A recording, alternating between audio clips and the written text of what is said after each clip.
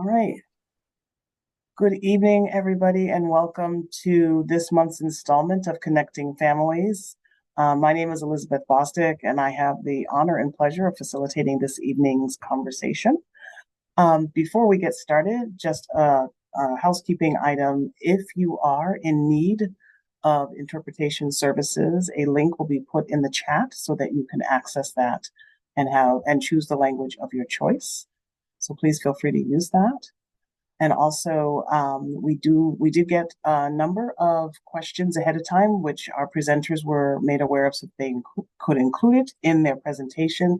If you could hold your questions or put them in the chat as they're speaking, then we will make sure that we get to as many of them as we possibly can at the end of the presentation. And of course, as you know, this is being recorded, so it will be uploaded, so you'll have another opportunity to listen to it and to refer to all the resources that are going to be shared this evening, as well as any unanswered questions we will make sure are answered afterwards and included there. Okay, so now we're ready to rock and roll. We are really excited to talk about PREETS. And people say, what the heck is PREETS? That is Pre-Employment Transition Services. And we have two amazing speakers to help us to understand this topic. First, we have Rachel Reyes, who is the West District Director of what is currently called the Massachusetts Rehab Commission, Vocational Rehab Division. It is any day now going to be switching over to being called Massability, thanks to some registration that was just signed last week, which I'm loving because it's so much more inclusive and doesn't have that stiff bureaucratic title to it. So we're really looking forward to hearing about all the exciting changes there. And then we also have Maddie Evans, who is our Youth Engagement Coordinator here at the Federation. Maddie is someone who comes from Houston, and she came to Boston to attend Northeastern University. She earned a degree in environmental studies, and her passion to support youth with special needs started with her own amazing younger siblings who have cerebral palsy. She's also passionate about the intersectional justice and community connection. I neglected to tell you about Rachel when I introduced her before, so I'm going to go back to her now and talk about her. And she has been with the MRC for 7 years and worked in nonprofit communities supporting families and youth with disabilities for over 30 years. She serves as the PREETS lead for MRC and as the Department of Developmental Service liaison, ensuring collaboration between these two agencies. So I now leave the virtual room to Rachel and Maddie to talk to us about PREETS. Thank you, Elizabeth. Nice to be here. As you said, my name is Rachel Reyes. I am the West District Director for MRC, but soon to be called Massability. This has been a long time in the making to change our name from a very long, boring name that kind of turns people away, especially students. They do not want to be connected to rehabilitation. So our new name, Massability, should hopefully be signed by the governor next week. It just passed with the Senate last week. So we are super, super excited. And I think personally that Massability aligns much better with younger people. Who doesn't want to think about their abilities, not rehabilitation, right? So we are super excited. I'm also really happy to say that this is the 10-year anniversary of PREETS, Pre-Employment Transition Services. Mass Rehab has typically been seen as an adult agency, although we have run transition age services for decades. The real focus on providing transition services for youth came about 10 years ago. And since that time, we've made a number of changes in our systems and how people can access PREETS. You don't actually have to come to Mass Rehab and become eligible for our services to receive PREETS services. So we're going to talk about that a little bit with Maddie's presentation. But it's a really neat thing to be able to celebrate because it is critical that young people think about work while they're still in school, think about their future, think about further education, think about their dreams when they are 14, 15, 16, right up until they're leaving school. It really needs to become part of the conversation at home, the conversation in school, and sometimes the conversation with somebody external, like a pre-ets provider.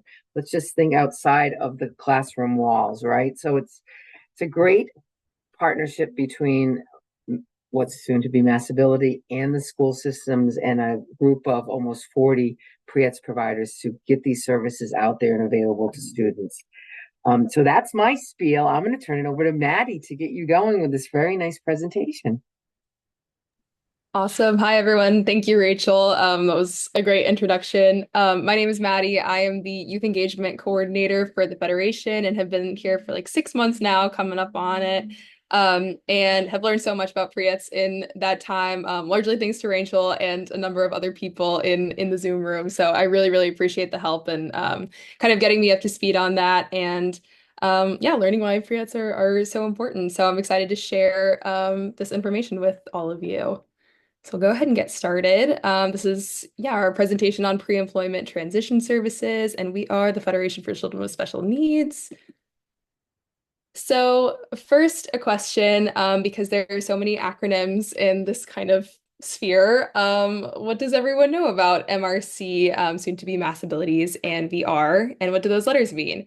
So as Rachel mentioned, MRC is the Massachusetts Rehabilitation Commission, which will soon have a not as acronym heavy name. And then VR is Vocational Rehabilitation.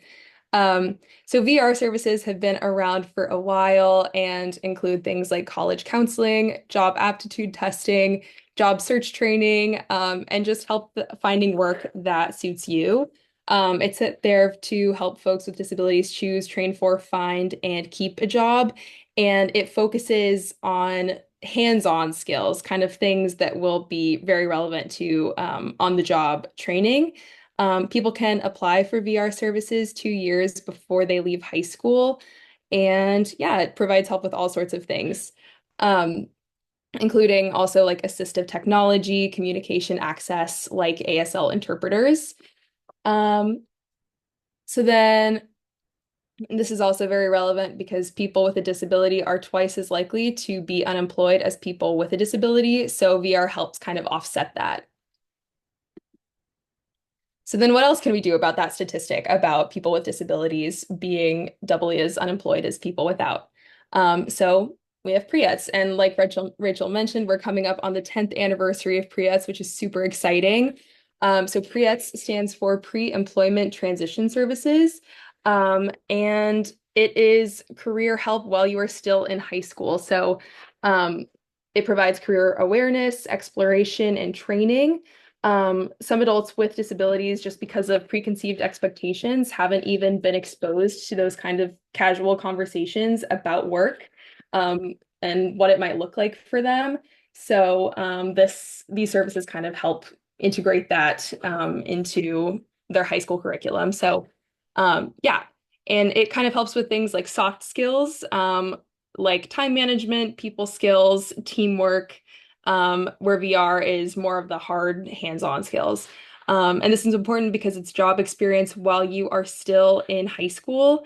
And good news, the statistic from before about people with disabilities being twice as likely to be unemployed. This is really great because if someone has work experience while they are still in high school, they're more likely to keep a job after high school. So combined with VR, pre-ETS really helps offset that statistic. So then you might be thinking, how can this work for my child? A quote that was shared with me is everyone can work and work looks different for everyone. So it doesn't have to be your child is training for 40 hours a week of in-person work. Um, Creates is supposed to be a first pass at employment, and there are lots of benefits to that, no matter what the work looks like. So it could be 10 to 15 hours of unpaid volunteering a week. Even that builds self-esteem, combats low expectations, like I had been talking about earlier, like just kind of being excluded from the whole conversation of work. Increase community engagement, meeting other people, and valuable skills that are great to have even outside of the work environment. So things like eye contact, handshaking, people skills, teamwork, things like that. And yeah, your young person has a right to explore these ideas. There are services in place that can help figure out what work might look like for them and how it can kind of enrich their lives in whatever way makes sense. So, with that in mind, let's learn more about pre-ETS. So, you are eligible for pre-ETS if you are between the ages of 14 and 21, all the way up until your 22nd birthday, and you have a documented disability, like an IEP, 504 plan, or medical documentation. It's pretty flexible in that way. It can be any of those things.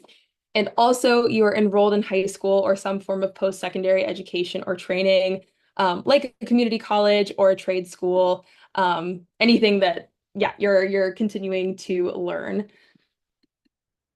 So then what are pre-ETS? Like we have mentioned, pre-ETS are pre-employment transition services, and the goal is to help students experience work and transition to life after high school. It's a partnership, like Rachel mentioned, between MRC and the pre-ETS vendors, of which I think that there are about 40 across the state. And then each public district high school has at least one assigned vendor, but very important to note that not every school actively promotes pre-ETS, so some schools require a little bit more advocacy to get that involved. And then you can develop a lot of skills sorted into 5 categories.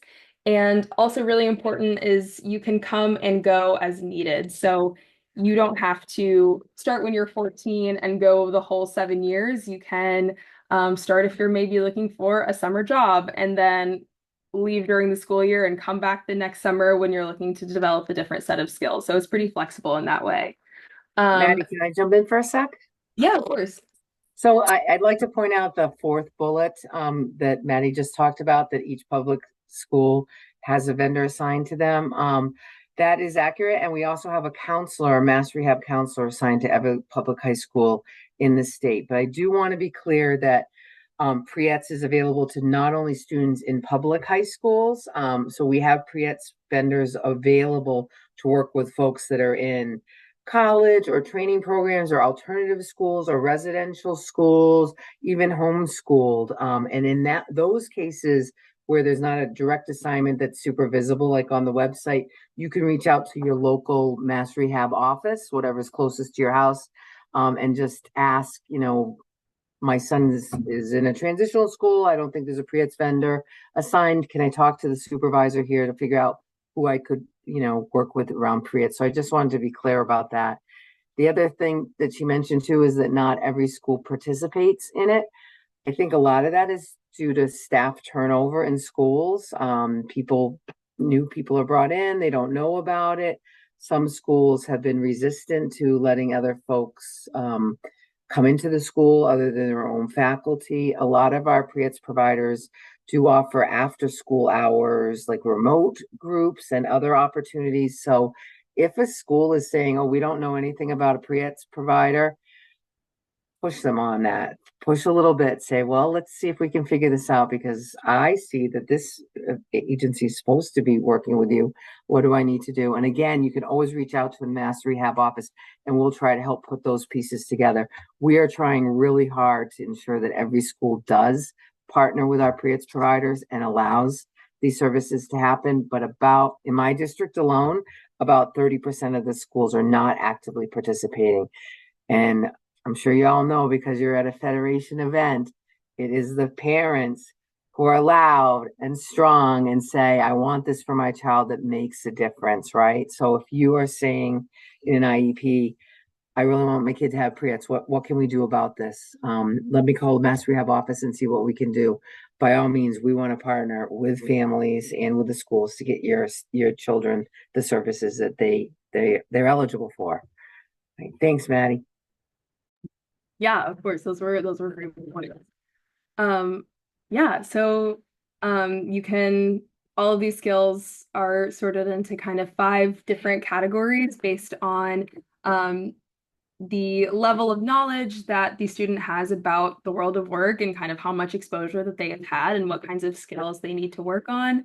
And they can look like a number of things. So it can be classes in person with other youth, but there's also opportunities for virtual job shadowing. So you can kind of go through the day in the life of one profession. And then for more individual career conversations, there's also one-on-one meetings. So it's going to be mainly in a classroom setting and some virtual job shadowing. And then when the time comes, there's also opportunities for one-on-one. So then, quick little game. You decide, are they eligible based on the criteria we have discussed? So the first one is Maria is 20 years old. She has a documented disability and she is enrolled in a transition program through her school district and has never been employed. Do we think that she is eligible? Not sure how to do this. Maybe we can type in the chat. Let's see. Ooh. I'm seeing some yeses. Yes, that is right. Maria is eligible for pre ETS. The next one is Miguel is 24 years old. He had an IEP in high school and he's currently unemployed, but he's hoping to work in customer service. Do we think that Miguel is eligible for pre ETS? Seeing some mixed answers. Couple no's. So yeah, the correct answer is no, Miguel is not eligible for pre ETS, but he is eligible for VR services. And then the And last, why is that? I'm sorry, why is he not eligible? he's not eligible because he is 24. So he's over the age. You're eligible up until you're 22 years old. Got it. Up until 14th through up to your 22nd birthday is covered by pre-ET. And then after that, or even before that, people need to apply. Persons with disabilities who want to go to work and who could benefit from voc rehab services need to apply for traditional mass rehab services through MRC Connect. It's our one central point of entry for all eligibility for mass rehab, as well for VR, as well as a number of other programs for us. So that's the difference. The difference is pre-ETS is specifically targeted to when students finish school. So if a student was on a traditional trajectory and was graduating at 18 and is not continuing on to any other school, they also wouldn't be eligible because they're not in school. So you have to be Okay. in school and between the ages of 14 and 22 and have a documented disability. Thank you. No problem. Sweet. So the last one is Jeremy is 16 years old. He is on a 504 plan. He's in high school and he did pre-ETS last summer, but stopped during the school year and he is hoping to build his job skills more. So do we think Jeremy is eligible for pre-ETS?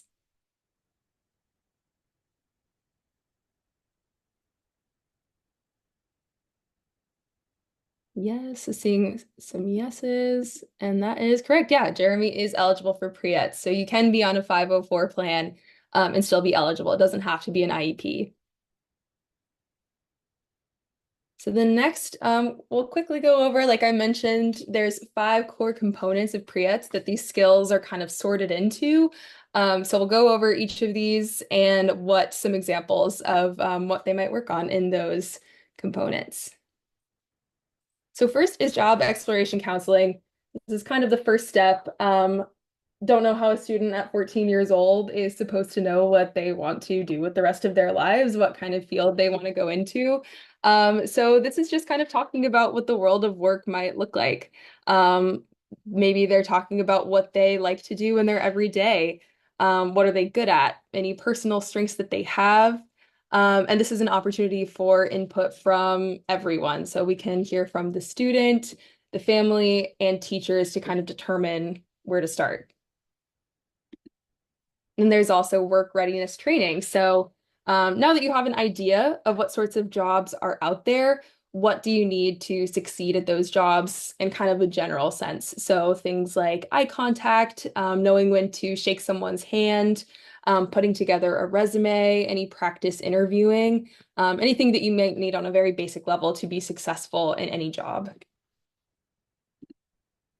And then we've got work-based learning experiences. So this is moving into actually getting some job experience. So it can be paid or unpaid. It can be job shadowing, volunteering, an internship.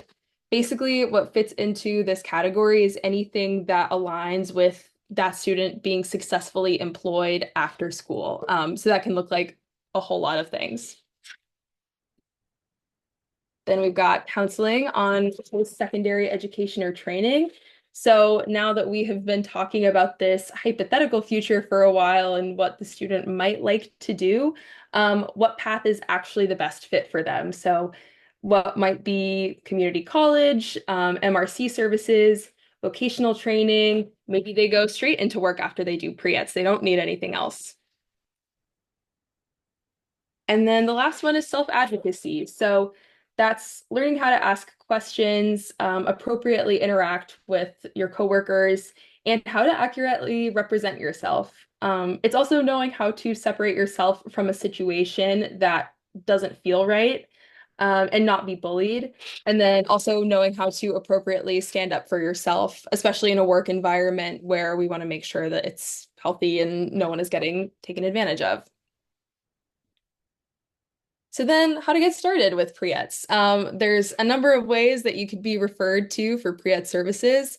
The first one is a self-referral to a pre-ETS provider, and the list of providers is in this link, which you will also get a copy of this presentation after the Zoom is over. And I believe also Rachel has a link to a more up-to-date version of the list of pre-ETS providers and supervisors. So yeah, you can self-refer, just call the pre-ETS vendor that you want directly. And most people start with the pre-ETS provider that is assigned to their public district high school, but you do have choice from who you receive services from. The next way is to talk to your teacher or guidance counselor. As we said, not all schools are actively promoting pre-ETS, but your teacher or guidance counselor is always a resource to ask who your pre-ETS provider is, and then they can connect you. And then the last option is going through MRC. This is probably the most effective option only if you already have a case open with MRC, because to get kind of through the referral process, it takes a while. So first is self-referral directly to the vendor. 2, if you need help, talk to someone at your school. And 3, if you already have a case open, you can go right to MRC. And then turning 22. As we said, services go right up into your 22nd birthday for pre-ETS, but VR exists after that. So if a student wants to receive MRC services after they leave high school, it's recommended that they reach out 2 years before they leave high school. So that's just to make sure that they have adequate staffing and resources for the student, that they know everything about them to be helpful, things like that. So 2 years before they leave high school or turn 22, whichever is first. And then the student can apply to VR directly through MRC Connect, which is linked right here. And then also listed is the general VR phone number, but you can also call your local MRC office and talk to them. And then a little bit more about VR. Yeah, VR is MRC's vocational rehabilitation, which helps adults who want to work become employed and keep their job. It includes a whole bunch of things, so college counseling and financial assistance for eligible families, job strength testing, job skill training, help finding work opportunities, and then yeah, MRC's programs provide opportunities to explore many industries to find the best fit. And then discussion. This is just time for questions. How do you think pre-ETS can help you? Is there anything you want to know more about? Can I add a couple things before we jump into that? Yeah, of course. So I just wanted to be very clear with folks that students ages 14 to 22 can participate in pre-ETS without going through eligibility with Mass Rehab. So you can be a student with disability, you could be going to school in Boston, getting pre-ETS from a provider, maybe you move to Taunton, you're 16 years old, you're still not connected with Mass Rehab, you can receive pre-ETS from a provider down there.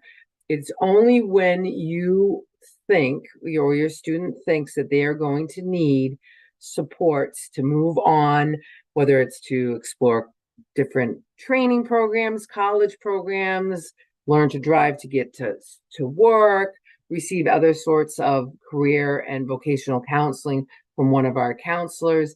That's when the referral to Mass Rehab happens. And that's why it's important to try to do it prior to somebody graduating.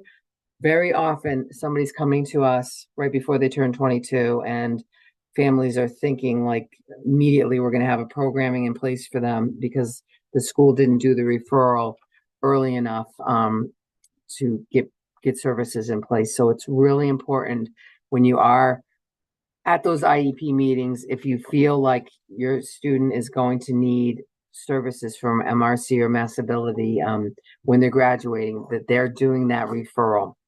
The schools are required to do a 688 referral for students that they anticipate will need supports to work more than 20 hours a week when they're graduating.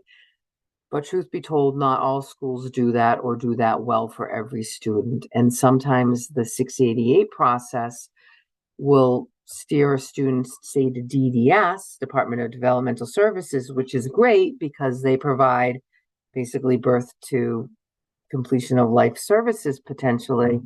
But yet that person also could use vocational rehab services from MRC. So at any point, families, the student, the school can do a direct referral to our MRC Connect online or phone eligibility process so that we can start working with students prior to graduation. So that's an important piece to remember. It's also important to remember that your student can get services from a lot of different agencies. You can get services from MRC and DDS, from DMH and DDS, and MRC, from DPH's special medical programs and DDS, as well as MRC. So there's no rule that says, oh my kid has DDS, I can't go to mass rehab. There's no rule that exists like that. Frankly, it takes a village, right? The more people involved to support students with disabilities to think about and go to work, the better likelihood there'll be that that student will become a productive working citizen. So the more the merrier, I say. Get them all involved.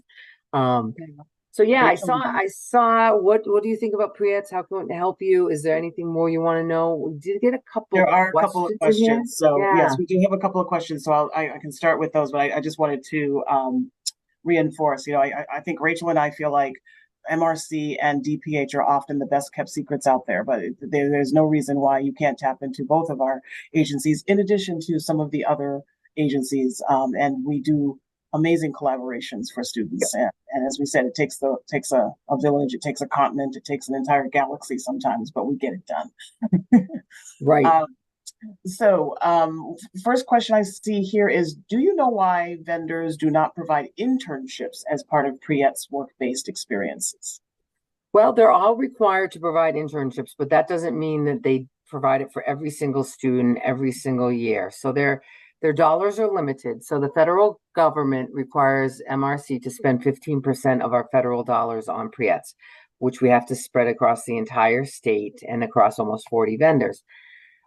So they have a limited amount of internship dollars for every single year to provide services. So often somebody is 14 or 15, maybe even 16, but has a lot of limitations that would require a lot of staffing in an internship site. They may not be able to do an internship until a little bit older, like 17. So there's nothing that says 100% of the students that go through pre-ETS are going to be put into a paid internship. And as a matter of fact, the hope is that if a lot of students work on work-based learning opportunities like job shadows, unpaid internships, and skills-based learning, like learning how to act on a job, that they'll be more likely to be able to get their own part-time after-school job without it being an internship.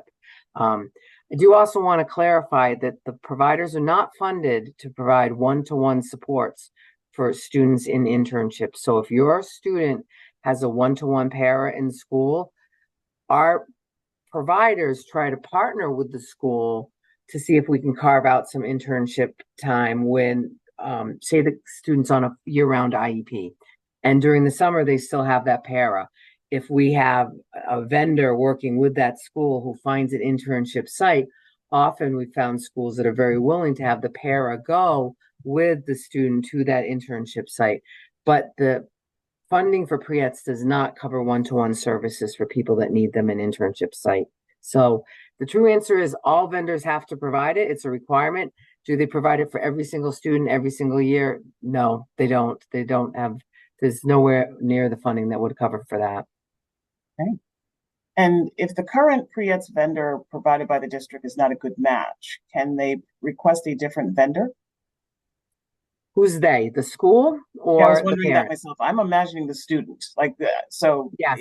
yes. So, Okay. yep. Thank So there you. is choice. The spreadsheet that I sent, Maddie, that I think did you drop it in the chat? Maybe not.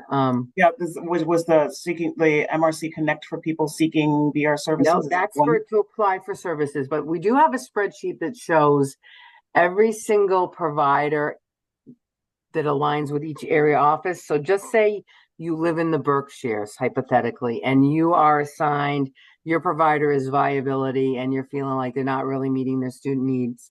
In the Berkshires, we also have Berkshire County ARC providing services. So a student or a family could say, you know, I really would like to look at a different provider. Can this provider be involved? That typically happens at the area office level, the mass rehab level versus the school. I think a lot of schools they like their providers. The providers, they've got it worked out with the provider. They've got the schedules worked out with the provider. But if you as a family member or a student is like, this just isn't working, is there anything else out there? There are other opportunities, and it is family and student choice. Right. Beside the providers in the schools and MRC itself, who are MRC's typical vendors for pre-ETS? Does it vary from city and town to city and town, or do you have certain agencies and organizations that you tend to contract with? So we contract with providers that are local to the communities all over the state. Some of them are our IL centers, like Boston Center for Independent Living. A lot of them are our vendors that also provide employment services for us, like Work Inc., Viability, Berkshire County ARC. There are the sheet that you're going to receive will show you all of the providers that point to the different areas. So it's a large pool of providers. A lot of them, or most of them, are either independent living centers, meaning they can provide supports after graduation all around all kinds of independent living needs of people with disabilities, or they are also competitive integrated employment services providers for us. So they work with folks that we refer to them to get them jobs. So in a perfect world, if your student is working with, say, Berkshire County ARC and live in the Berkshires, because I'm from the West, you're getting pre-ETS from the Berkshire County ARC as a student, you're graduating out, you're going to need some support to help find a job. We would want to continue you with that provider if it's working well to get that type of support, because you're already known to them, right? You already have a relationship. So we try to think about those things. So you'll find that our providers they do something else with us as well as just pre-ETS. Right. Melanie, I see your hand. You have a question? Yes, sorry, I was trying to get my microphone off. Hi, thank you. Yeah, I was wondering about for pre-ETS, asking the question about, whether or not folks can change vendors. That sounds like they can if they have the list of vendors, and how they go about that might be a different question. But the other question was for one-to-one, if the individual needs a one-to-one and they have support from other organizations, for example, DESI or Mass Commission for the Blind, or, things like that, where they're potentially have funds for community support folks. Do the agencies talk to each other, or, interact? Is there any interagency collaboration, is I guess what I'm trying to say. There very much can be, but what we don't have is the ability to share those lists because of HIPAA and all types of, WISP issues. Like you can't just, let's match up our kids and see who we can work with together. So that ask would have to be generated by the family. So if you say you had a student that had one of the autism programs from DDS where you have a certain amount of hours assigned, and that student wants to have a part-time job, and the service providers like, yeah, sure, I'll support them. Our vendors can partner with them, but we wouldn't know to do that. It'd have to be family directed.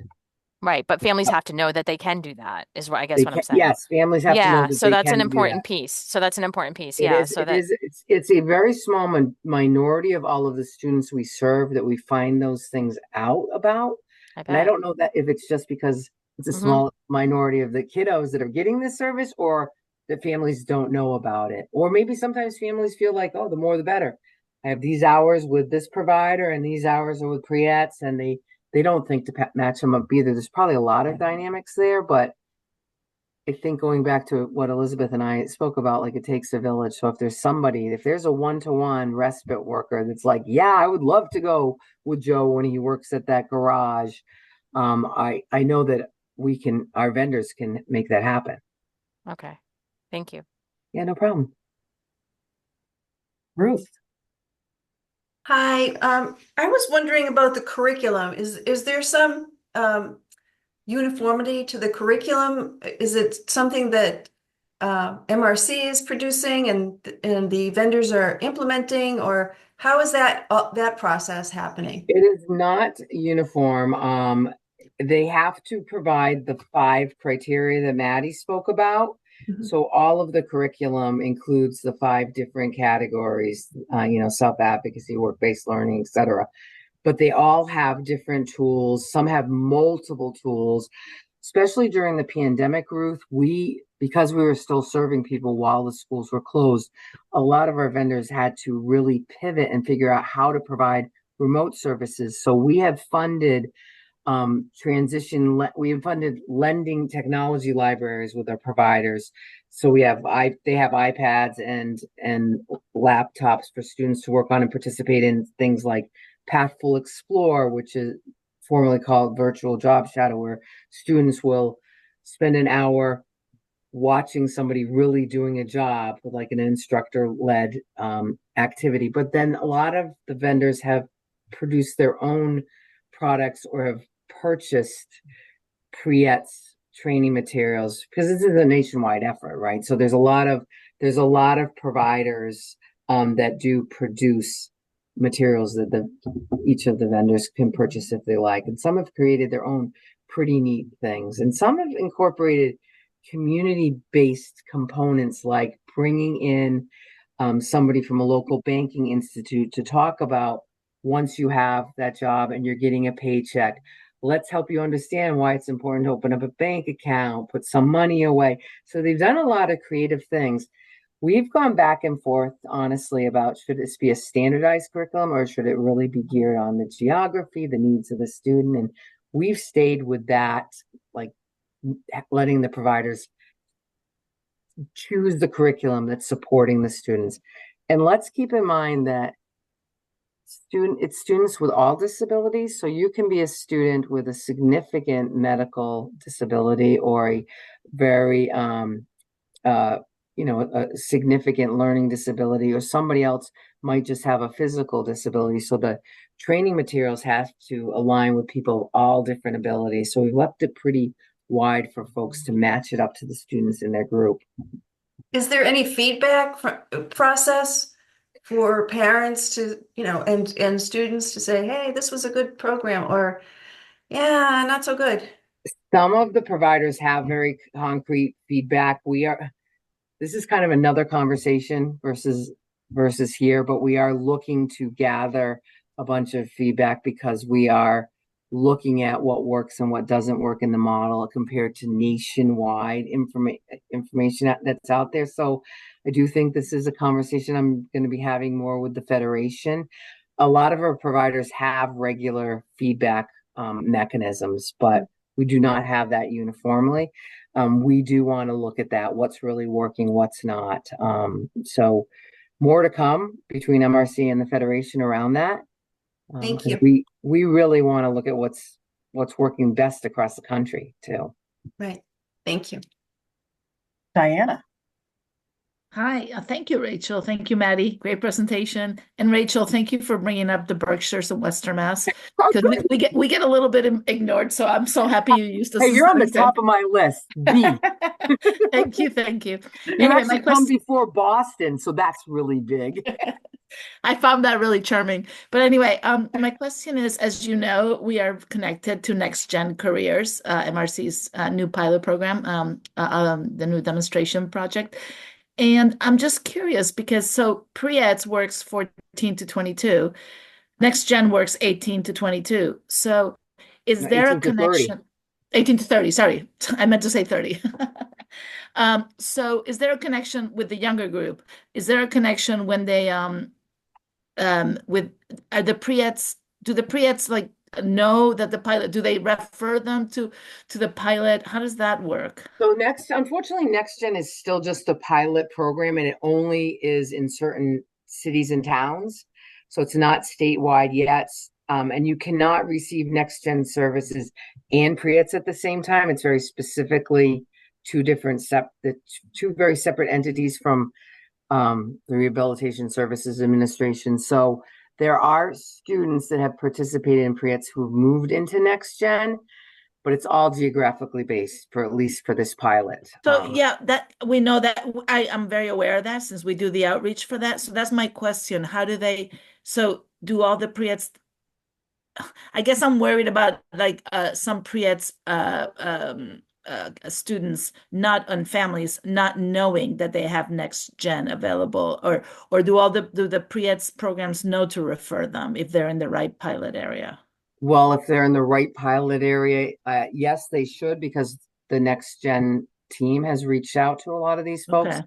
The area offices know that. So if somebody's completed pre-ets and has referred themselves for MRC services, when they're coming in the door, they're told about the two different programs and they can choose. I do think if the pilot becomes permanent, then it's going to be built into more of the planning process as people are transitioning out of pre-ets.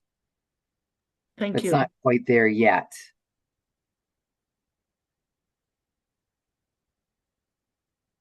And Marge, long time no see. You have a question?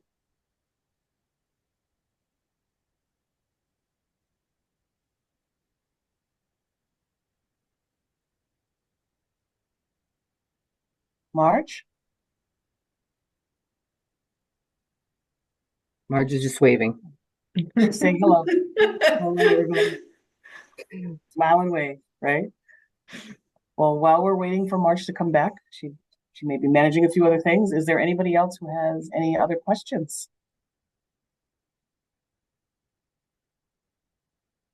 There were some questions too that were sent to us ahead of time, Elizabeth. There were. Let's see There what we got were. here. We do have a few that came to us.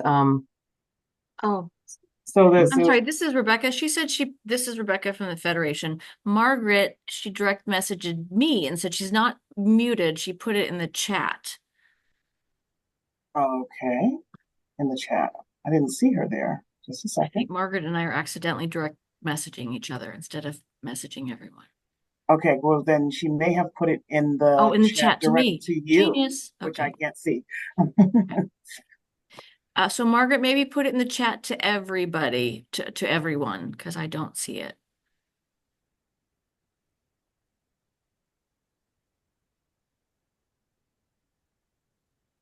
Oh, okay, here we go. I do see it now. She says, can a parent track a 688 referral? She had a client she had with twins who had two separate 688 referrals, but MRC claimed only one was received. That's probably because the other referral went to a different agency as the lead agency. Unfortunately, it is all in the virtual gateway system. So once they are uploaded, they live in a hard to understand system. And some students are tracked to us to be determined. Sometimes we push them back to DDS. Sometimes we keep them. If they come to Mass Rehab and it's clear and evaluated, and we have a professional that this is all she does, and that person should also be with DDS, we push it back. Sometimes referrals are so clear that they go directly to DDS for services. And so that happens. I haven't heard about a twin situation with a split like that. but I can give you a contact. Let me see. I will look for that contact and I will give it to you.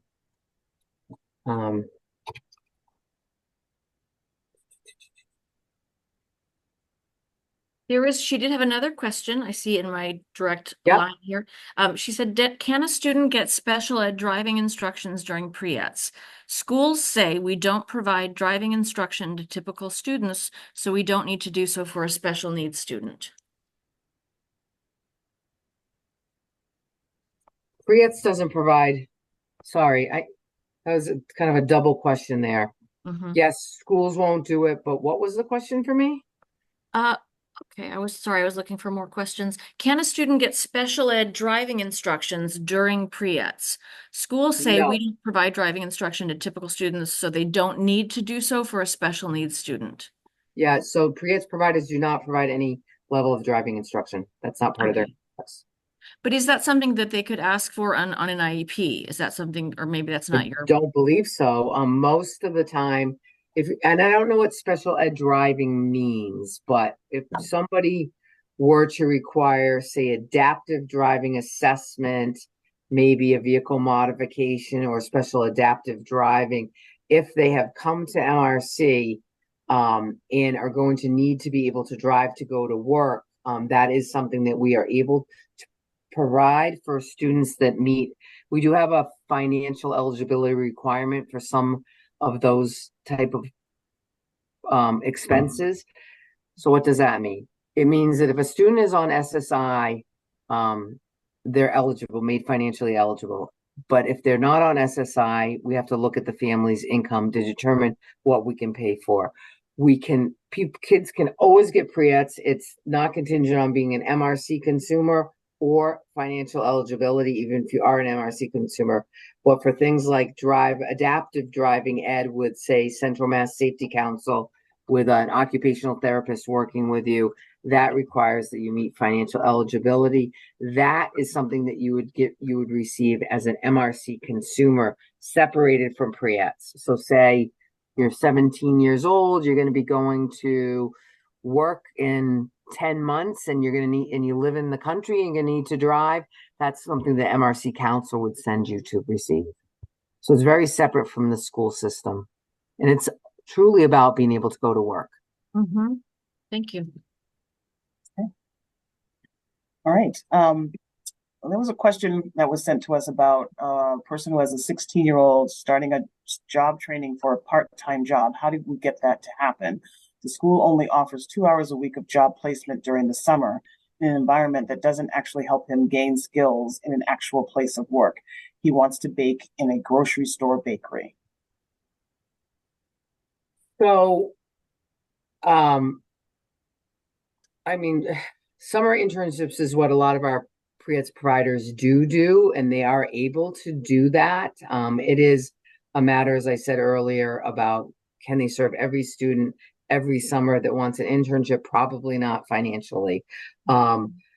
So it is definitely something to be talking about, say, this time of the year. If your student is working with a pre-ETS provider, families can absolutely contact the pre-ETS provider and be like, hey, just want to make sure that John this summer has this opportunity. He's really interested in this. Can we talk about this? But it's not a given that every student is going to get a paid internship somewhere during the summertime. There are also in some communities other programs that do provide work-based learning internship programs for students, such as YouthWorks. But that and they also work with students with disabilities, but not predominantly. It's one of the many barriers of students that they work with. So sometimes those agencies also have opportunities. So something to think about in your community. It depends on where you live. Those are usually more city-based. But I would recommend that if your student is working with a pre-ETS provider now, and this is something you think that they would really benefit from, have those conversations early in the school year with that provider. I have a question about wait time if once a person is referred to do pre-ets or to take advantage of those services? Is there a wait time once they're enrolled or connected with MRC? So for pre-ets, there really isn't a wait time other than filling out the paperwork, signing it, sending it off to get approved, maybe waiting till like the next session, in 2 weeks of starting in the school or something like that. For MRC services, it takes about 40 days to go through the whole eligibility process with MRC Connect. From the point of application to receiving a call to set up an intake meeting to being assigned to a counselor is around a 40-day period of time. So don't call us 2 weeks before somebody's graduating and expect somebody's gonna be working with them on your student on a job, 2 weeks later. It doesn't work that way in any system, unfortunately. Despite how technologically savvy we all are, there's a lot of humans involved in these things. None of the people talk to each other and none of the technology talks to each other, right? Right, So, exactly. but we're working on that. We are constantly working on that. It's All right. crazy. And another person wanted to know specifically what services were available in the North Shore area during the summer. Do you have any? I mean, I know there's some uniformity to what should be offered, but do you have any sense of what's actually available in the North Shore? Yeah, I do. Maddie, were you able to save that list and load it in? Because if not, I can put it in right now. There's So- a couple in the chat. There's a list with the pre-ets providers at the bottom. I can copy and paste that. I think Megan. Sorry, this is Rebecca. So the list that you sent, Rachel, Yeah. I wasn't able to attach it, but I would send it to them. But if there's a way that you can do it, put it in the chat. If not, we'll send it to the I people. don't know if it'll let me put it in. I I use wasn't Teams able most to of the attach time. it, Let me see, but let me see. it's No. a lot of providers, and it's like the most current pre-ets provider list. Yes. So when you say North Shore, are you talking like Salem area? Because if so, we have Disability Resource Center, Fidelity House, Northeast Independent Living, Triangle, Viability. So there's a lot of providers up in that area. Okay, great. Yeah, I don't know if I can do this or not. Let's see. It may be too large to upload here. It's kind of big, yeah. Yeah. So, but we will make sure, as Rebecca said, that we include that for people as follow-up so that they have access to it. Okay. All right. And then with just another minute or two that we have before we start to close out, does anybody have any final questions for our two amazing speakers? Finally, I got my unmute to unmute. This is Marge. I'm having a lot of technology problems with my computer. I just brought it in this week and it's still giving me problems. I wanted to know a little bit more about using two agencies at the same time. Like when you have someone that gets a 688 referral to MRC. I had a client that is a deaf client, and he was referred to MRC, and they have a deaf division. And he had gone through the pre-ets first before he graduated, and then he went on to MRC. He was working for a short while, and then MRC said, "We can't handle him. We think that his mental health issues are too severe." And so they went and referred him to DMH. This is the first I've ever heard, the parent is still in touch with me. It's the first I ever heard that you could have two agencies. Can you tell me more about that, how that works? Yeah, What sure. should the parent ask for? Sure. That sounds like a case where somebody needs to get some stabilization assistance, right? So if somebody's mental Correct. health was so pervasive that they weren't able to stay on the job, they really needed Correct. some support. So DMH, that's their wheelhouse. We serve tons of people that are jointly served by DMH. So when things stabilize, absolutely, I would recommend doing another application to MRC Connect. There's no limit. You can have multiple cases over many, many years with us. We have lots of people that get employed, keep the job for a few years, come back because they want to get more education to climb the ladder. When people just come back, people fall out, they come back. So there's no one and done with us. And a lot of times, once that second agency is in place, we like to do something called an integrated resource team, which is when our counselor, the consumer, potentially the family, sometimes a partner, the other agency like DMH, we work together to figure out what's going to work for this person. So the DMH case manager may have more intimate knowledge about what environment is most stabilizing for this person, right? So that person would share that with our counselors. We're thinking about job placement and whatnot. So it's actually an ideal situation when more than one agency is working together because, as we said, it takes a village. Right. So yeah, same with Just let me write DBS. this down. It's called an integrated resource team. Yeah, That that's it. it's so if right now the parent said the last time she spoke with anyone, he was just getting involved with DMH. She was told that MRC would have to cut him loose, but he could always reapply again. Yep. So when would she know that do you get the integrated resource team before he gets back to MRC? No. Integrated resource team is just a term for people working together as a team. So Okay. think about it kind of like whole life planning Yep. is with DDS, like that Yep. type of thing.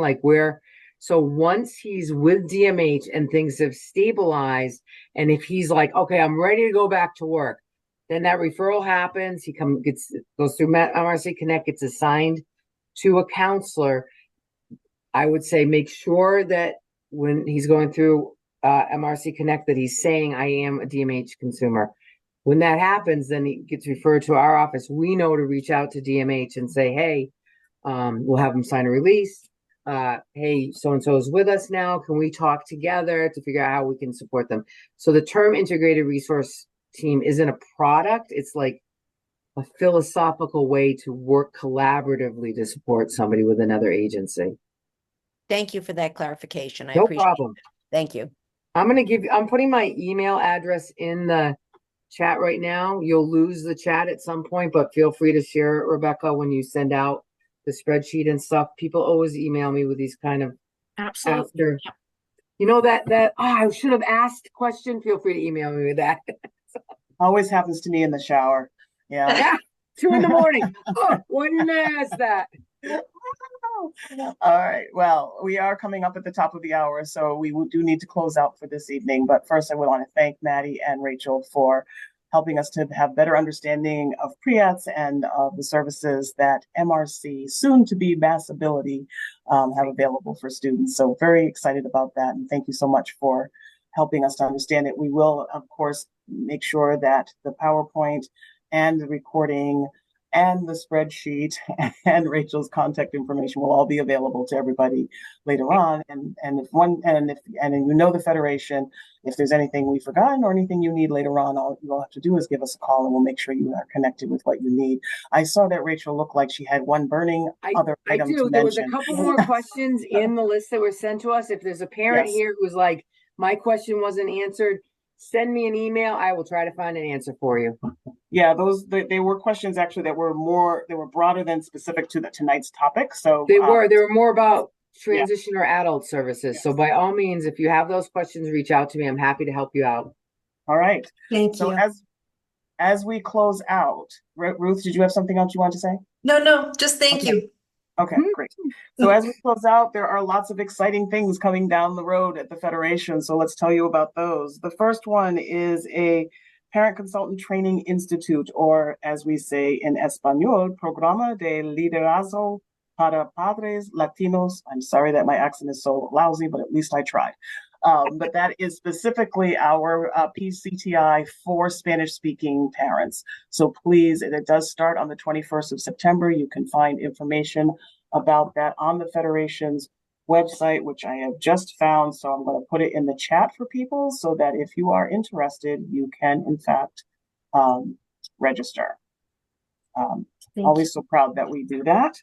Also, on September 28th, the Federation is having their annual gala.